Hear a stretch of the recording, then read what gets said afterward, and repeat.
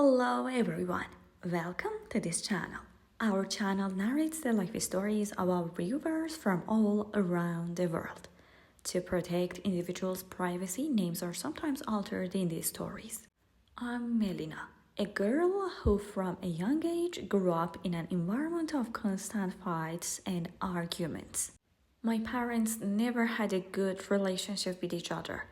I was the older child with a younger brother. I tried to shield from the tense atmosphere around us as much as I could. Their relationship took a toll on my self-confidence. I always thought to myself, since there's such a big problem between my parents, I must not come from a good family, and that's probably going to affect my life in the future. After a while, their conflicts escalated to the point where neither of them had time to care for us. By the time I was about 10, when no longer received any attention from my family, my brother and I became each other's caretakers. I spent time with him, and he, as young as he was, tried to return my affection in whatever way he could. There were times when the school held meetings for parents, but I was like an orphan. My parents never had time to check my schoolwork, and this affected both my studies and my brother's. As I grew older, I tried to control things more and at least keep a closer eye on my brother, so he'd be hurt less by it all. I was in my first year of high school when my parents separated. Finally, all that fighting left our house. But the separation didn't bother me as much as missing my brother did. My parents agreed that I would stay with my mother and my brother would stay with my father. We could see each other once a week, which was hard for us because we were so close together. But since I was the older sibling, I tried to stay calm and assure him that I'd always be there for him, just like before. In a way, it was the best thing that could have happened to me. Their separation allowed me to finally experience peace. I knew my parents had never been able to live well together, and I thought maybe apart, each one could be a better parent. At first, everything was better. The only difference was that my father and brother no longer lived with us. My dad left the house for me, and my mother sent her a substantial monthly amount and even gave me a separate allowance, all for my sake. After 15 years, I finally knew what it was like to sleep peacefully at night. One day after school, I saw a couple of young men coming out of our house. At first, I thought they were guests of the neighbors, but we lived in an old 3-story buildings with older resistance, so it seemed strange. When I asked my mom about that, she calmly said they were repairmen who had come to fix the washing machine. Though I hadn't seen them carrying any tools, I didn't question her explanation and went about my day. Like always, first I called my brother, who was now living with my dad at my grandmother's house. My brother was adjusting better to the situation, which helped put my mind at ease. My mother also seemed livelier than before, and it was the first time I'd seen her so happy. Once I even asked her, "Did you really have such a hard time living with Dad? Is that why you seem so happy now that he's gone?" She told me that after all these years, she finally felt like she was living for herself. A few days later, now that I was in high school, my mom started checking in on my studies. She even visited the school occasionally to see how I was doing, which boosted my confidence and made me feel important. Then, once again, I saw those 2 young men passing by our apartment. This time I asked them directly why they kept coming to our building. They repeated what my mom had said, that they were washing machine repairmen, but I pressed them further, pointing out that they weren't carrying any tools. They seemed taken aback, but they were more experienced than I was and said they were only there to check and would bring tools next time. When I entered the house, I saw my mom was changing clothes and there was a red dress on the couch. I asked her, "Are you going somewhere?" She replied that after a long time she just wanted to see if this dress from years ago still fit her or not. Then she told me she was expecting a few guests, but asked me to stay in my room until she told me otherwise.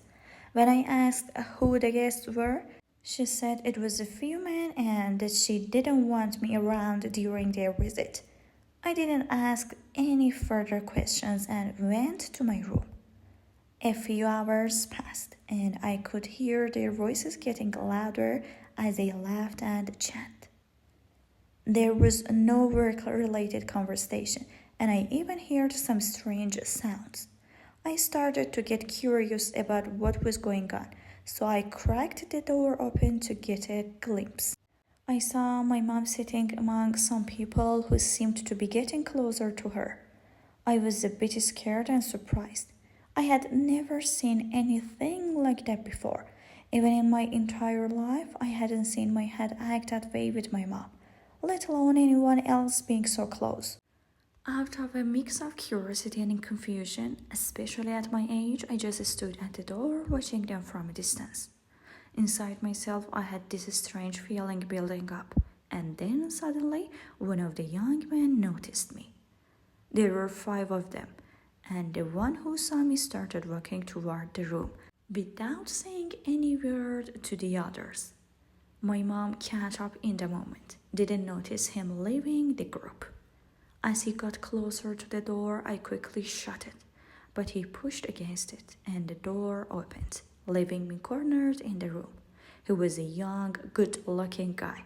He came closer, sat beside me and looked at me for a moment. He started to introduce himself as Kia. He reached out his hand, but I asked him to keep his distance. Under his breath, he muttered something about how my mom hadn't mentioned having such a pretty daughter and that he wouldn't come to see me instead from the start. He ignored my protest and I was left feeling trapped and vulnerable. After he finally left, I felt dizzy and weak, collapsing in tears. I don't remember much afterward until morning when I opened my eyes to see my mom beside me shaking me awake. I was cold, lying on the floor, feeling unwell and confused.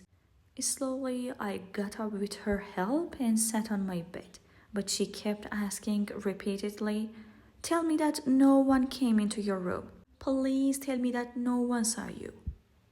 Her words broke me and tears streamed down my face. I started shouting and crying, blaming her for everything.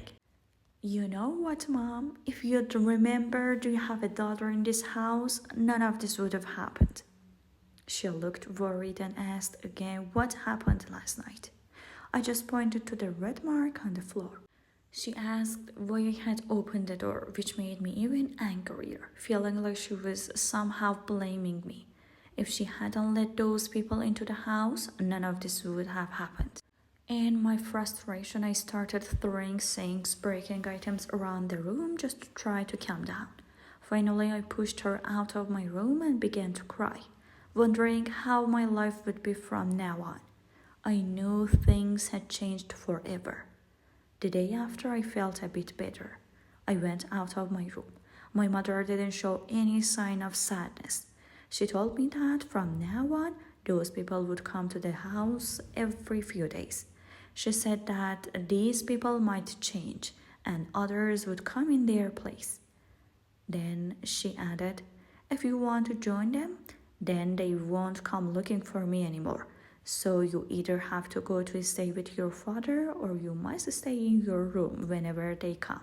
I didn't say anything or argue because I felt so low that I didn't have the strength for more discussions. I could only think about the tragedy that had happened to me, and I was severely depressed, to the point where it affected my studies, and even the teachers noticed something was wrong. Until the school counselor came to talk to me, but I couldn't say anything to her, even though I felt she understood what my problem was. However, she couldn't put it into words because she knew how heavy it was.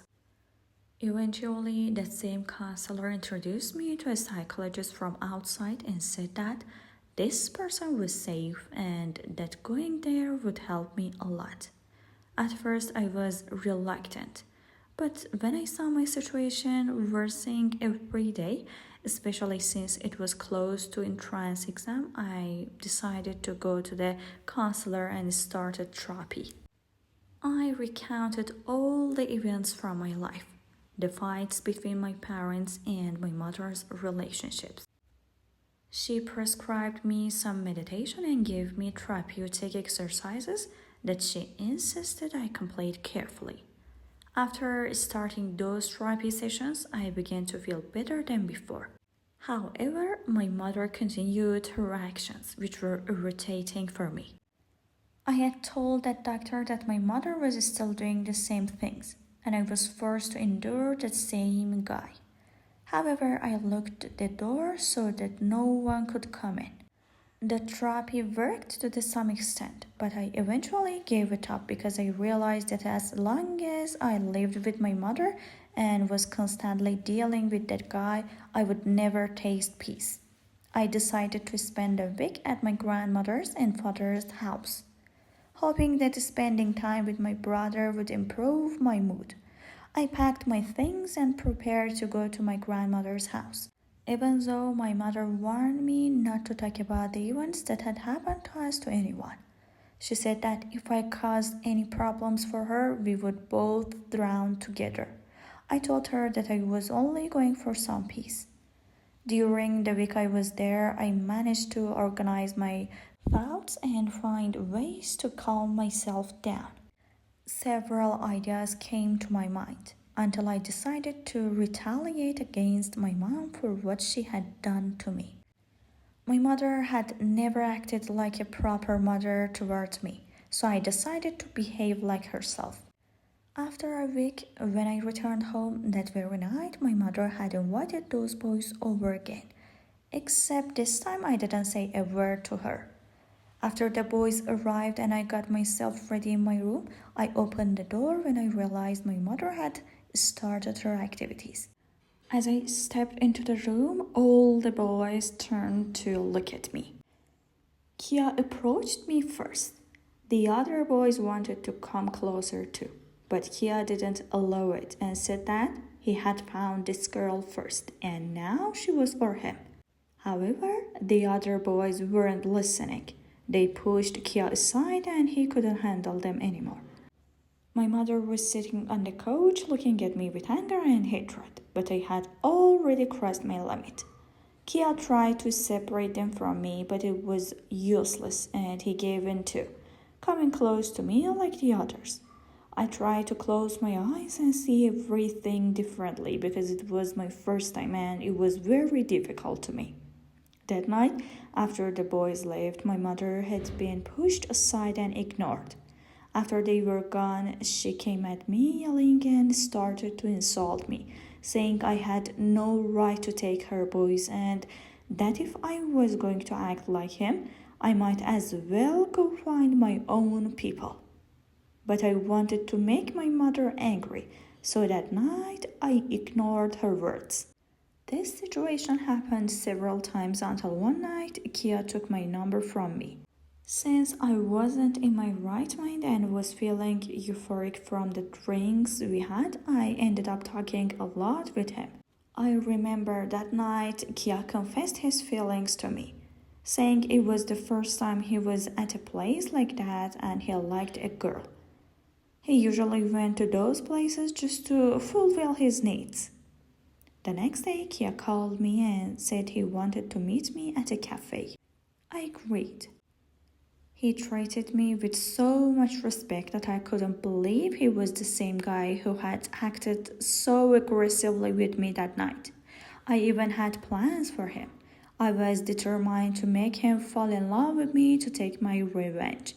That's why I accepted his friendship request.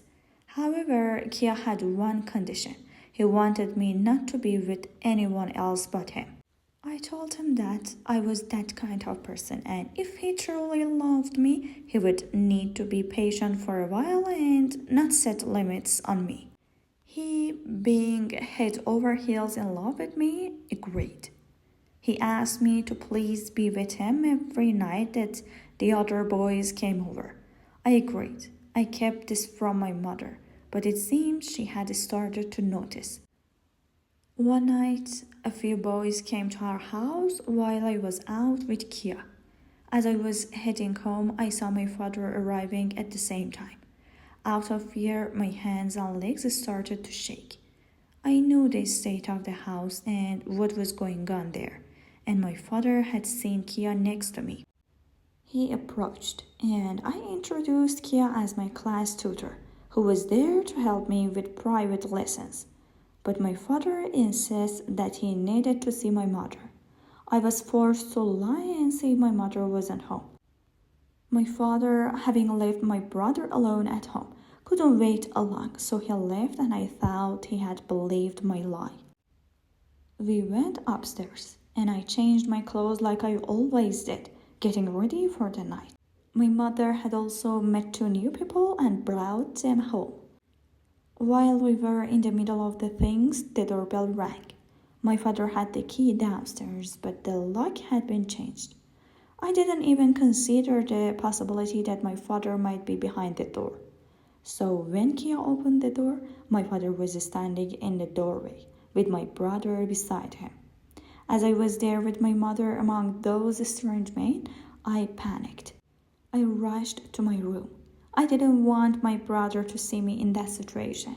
The only person that mattered to me was my brother, and I didn't want to lose his respect. I changed my clothes and could hear my father yelling from outside. All those boys had escaped. The only one left was Kia. Kia began to speak, trying to downplay my involvement, saying he intended to marry my daughter and that his intentions were serious. But my mother didn't have a response to that and just told my brother that it wasn't what he thought. That night, my father asked me to pack my things and leave the house. I refused. After seeing how persistent my father was, I finally opened my mouth and turned to Kia and my mother saying, "These two are the ones who have made my life miserable." Kia, with tears in his eyes, was silently pleading with me not to say anything and to keep this a secret as he was trying to make amends. Still, I was spoke up, saying that my mother, even though she knew a young girl was living in the house, had brought a strange man home, and it was the same boy who had hurt me that night. My father's face was turning redder by the second. His rage consumed him as he confronted my mother and hit her. It was the first time I had seen my father raise his hand to her. They had always fought, but he had never been physically aggressive towards her. After that incident, my mother turned on me, saying I was the cause of her misery. From the very beginning, I was the one who had caused her husband to distance himself from her because my father preferred daughters and my mother was jealous of me. It was really hard for me to have such a mother. After that night, Kia came after me, begging for another chance because he had truly fallen in love with me. That night, I went with my father, who felt sorry for not being a good dad to me. As a child, when I looked back at the situation, I always thought my mother was the cause of the fights because of the deep love she had for my father. They had met during their youth, and my mother always wanted my father to be hers alone. But when I was born, everything changed. My father's attention was divided between my mother and me, which caused a shift in my mother's behavior. A few days after, I moved into my grandmother's house. Kia was waiting outside. He had come after us that night and even spoke to my father, who listened but didn't respond. Then, just as I was leaving the house, Kia blocked my path and proposed to me. He told me I was the first girl he had ever loved this deeply and that he was willing to do anything for me. He saw that he had quit his job and wanted to be a committed man because he had never had a serious relationship with any girl before. That day I didn't say anything because I felt Kia was just as guilty as my mother. If he hadn't pushed so hard that night, I wouldn't have had these experiences. I went back to our home to pack my things. That day was the last time I saw my mother, and the only thing I told her was that I would always carry the regret of not having a mother in my heart. I left the house and moved into my grandmother's. There, my grandmother, my brother, and my dad built a life together. Everything was calm there, even with their traditional lifestyle, but it was comforting. My only ongoing problem was Kia. I had passed the entrance exam and gotten into college. A few months had passed since those events, and I still kept up with my mother from a distance. I knew she hadn't stopped her activities, but Kia was still pursuing me. One day I saw my father talking to an older man.